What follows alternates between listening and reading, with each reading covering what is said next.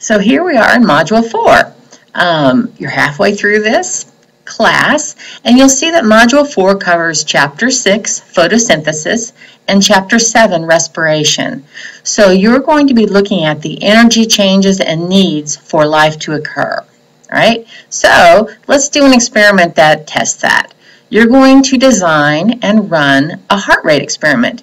You and your partner, you can work alone or in a group of two, will determine a variable that you think will either speed up the heart or slow it down.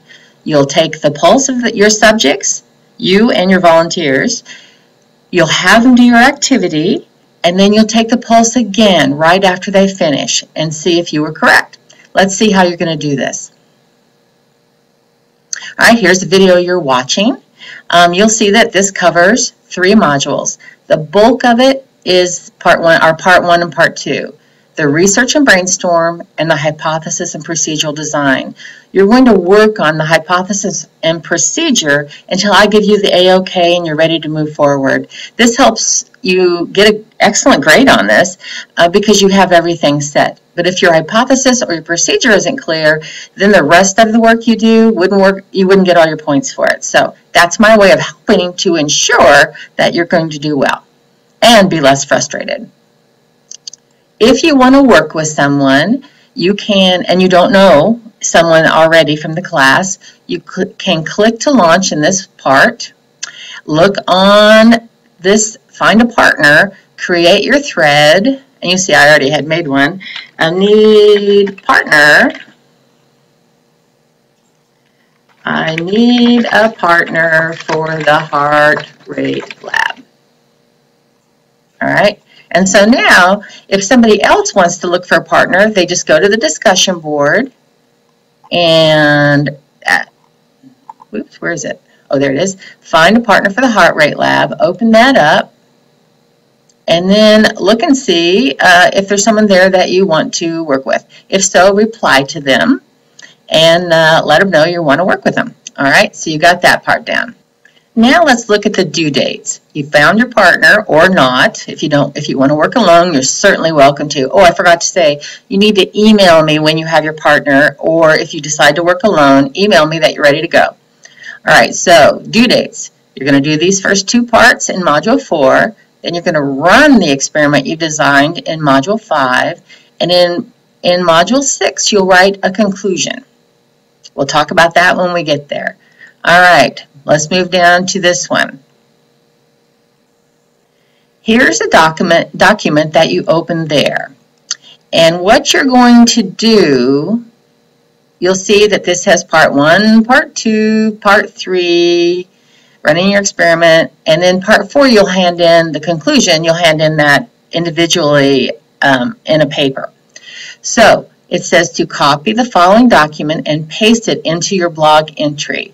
This will contain all the structure you will fill out for parts 1 through 3 of this lab. All right, so hold the clicker down and highlight all of that. Okay, so I've highlighted all of this, and I'm going to go up here to this little icon and hold it over there, and you'll see that those 2 little pieces of paper are copy the selection. So I'm going to click on copy, and now I have that ready. Let's go back to the blog. You can get to it several ways. You can either link it through Module 4, and that takes us to the blogs, and the heart rate lab is the one you want. You've already done the All About Me. Or you can actually get to it through apps. Over here on the left, the black menu button, blogs, and there you are. So however you get there, you're going to open the heart rate lab. You're going to create a blog entry. Put your names at the top. Let's say I'm working with Rob, which you see I've already done this before. So I put our names up here. And then down here, this one doesn't let me use the paste very well. It says it won't work. And so do whatever your command is in your computer. This PC, it's Control-V to copy that in there. So I've copied that whole document in there, and I'm going to post it now. All right, so now you have your blog ready to go. It's got all 3 parts in it. I've gone back to Module 4 of the Design and Run the Heart Rate experiment, and I'm looking at the Research and Brainstorm. That's where we just downloaded what we were doing. Now here at the bottom is going to be how you identify who does what work if you're working with another person. Let me go back and show you, but the first thing you're going to do is do the research and brainstorm ideas of what can impact a heart rate for part 1. If you're working alone, fill it all out yourself. If you're working with a partner, you'll each use a different color font. I'll show you how to do that now. Okay, I'm back at our blog. I'm going to open up my you'll see on the right side here, here's my heart rate lab with my name on it. And when you guys are going, you'll see everyone's here. So make sure you know that you're clicking on yours each time. And then you want to change this a little bit. So what do? Edit. You see the little arrow that points down after our title? And you choose Edit. And now it's in a form I can put my answers in. Why do I need a heart? Let's say you do your research and you find out the heart pumps blood, which carries oxygen to all cells, as well as removes the waste carbon dioxide. All right, so you want your answer to be a little bit more research than that, and so I'm working alone, I did it in that color. Let's say I'm working with a partner. Then I decide I'm going to be red. So I go up here to that T and pick red, and now that's red. Well, not a dark red, but you get it. All right, and so that your instructor, I know what you're doing, click that again, and put your name right here in that color. And so through this whole document, if you're working with a partner, you're going to want to use that same color font so I can see what you do. You both need to participate. So I need to see input by both of you. If you're with a go-getter and who wants to fill it all out, back off, go-getter. Let your partner get involved a little bit, because more than a little bit, because we really want both of you working together. And there's always an issue with time. So if you can work on it Tuesday night at 10, but they can't get to it till Thursday, don't get anxious and think, oh, I better finish all this tonight, because you haven't left them anything to do. All right, so let's go back, and you'll post this entry. And there's my name, and there's my first answer. These questions, these 6 questions, are the brainstorming and research. So do that first. Now you're going to think about how to write a hypothesis and your procedure. Let's go back and let's look at some instructions. Okay, I'm back in Module 4 in the Lab Activity 1, Design and Run the Heart Rate Experiment, and I've worked down in the Table of Contents to Part 2, Hypothesis and Procedural Design. You'll see here that here is a document that you can print off. It's exactly this. So we'll just go over what's in your class, but if you want to print it off so you can look at it and think about it, there it is right there. Okay, the key part to this is you're going to enter all of this in your blog, just like I showed you a few minutes ago, and then email me that you're ready for me to check things when you get it done. And then I'll come back and comment. The whole point being, we're going to keep working on your hypothesis until it is perfect. Then you're going to work on your variables that you're going to control. You're going to have a whole lot of things you can't control. Your subjects are going to be different ages, different sex, different levels of fitness, all that kind of stuff. And so we're going to try to figure out in our experiment what we can control. I'm going to give you a list of ideas, and you will put the ones that you think impact your results into your lab. You'll describe your subjects very well and identify them, because you're going to refer to them. Joe was 45 on a scale of 0 to 10, with 10 being best fitness. he's a 7. However, he's a smoker and has smoked for 5 years. Whatever you put here, you need to describe them well. And then your procedure. All right, let's start looking at some examples. I went back to the blogs by clicking on app, and then blogs, and then heart rate blogs. And if you look over here on the right side, you'll see that there's August 2014, and there's one in there. So this separates the indexes things by months. So if I click on the little plus, I get to see Deb Robb Heart Rate Lab example. That's the one you want to look at. All right, so I've opened it, and you'll see that Deb put her name in red, Rob did blue, and they both have answered some of these. They haven't finished it yet, so they have more work to do to finish that. And then they've started on their hypothesis. And if you're following along in the handout, we're going to put these in if-then statements. Or if, I see that I didn't put it in there. But the first part is our conditions. That's our experimental factor right there, variable. And then the second part is always going to be the responding, and that's what we measure.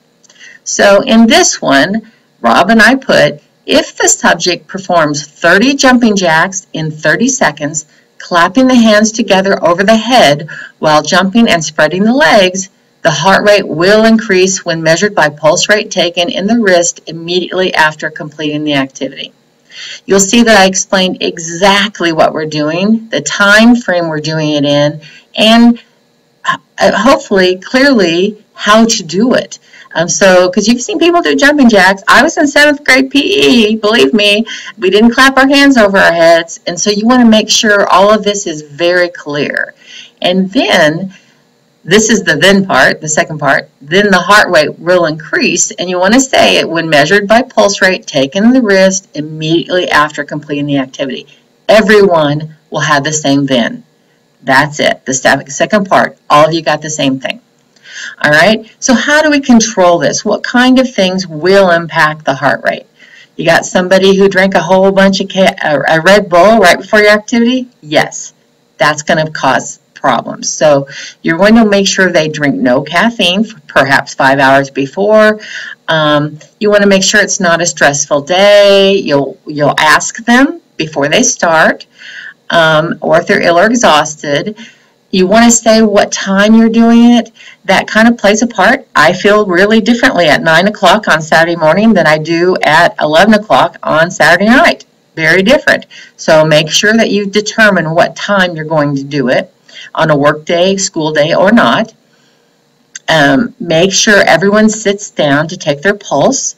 That's imperative. Actually standing up makes your pulse go up. And then figure out how to create an environment with no distractions, no cell phones, no TVs, no music, unless it's a part of what you're doing. Keep all that clear. Now you're ready to describe your subjects. You're going to refer to them by some type of name. It doesn't have to be their real name, but it needs to be very identifiable, because you'll refer to those names in your conclusion when you refer back to your observations and their data as you analyze the data. So, John, 19 years old. I decided that age, gender, fitness was the most important, but I also added if someone was a smoker. So John is 19, a male. He exercises several times a week, fitness level 6. And so I came up with 2 people, and Rob came up with 3. All right, so we now have this many subjects that we hope are going to participate. You might end up just using yourself. That's okay.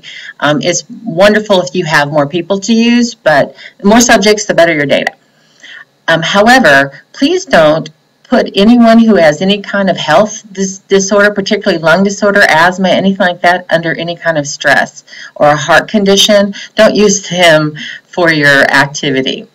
And another point that you can do also is if you're slowing the heart rate down by listening to relaxing music or meditating. Many people come up with different things. You'll have different descriptions that are important. Like if you choose meditation, then you want to know how often your subject meditates generally, that kind of thing.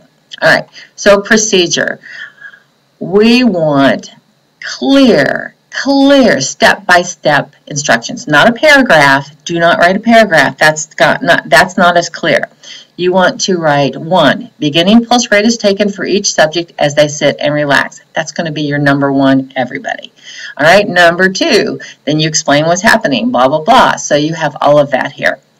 When you have all of that done, your part 2, your hypothesis and procedure, that's when you email me and tell me, hey, we're ready for you to check our lab.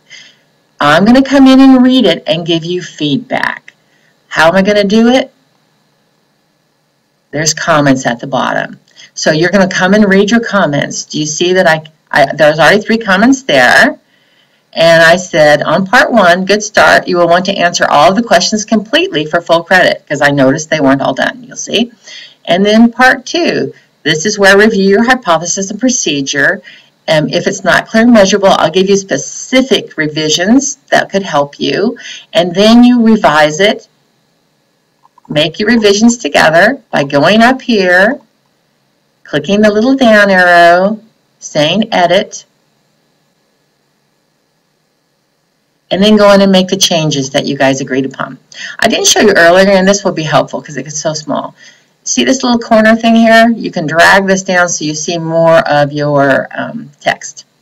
All right, so I go in and make my changes. I think, yep, that's good. Me and my friend have talked about it. I repost it. Email me at Deb again, and then I'll come back and read it again and look for comments. Oh, you see that? I lost it. Remember, it's August for the example. So, read your comments. See what I say.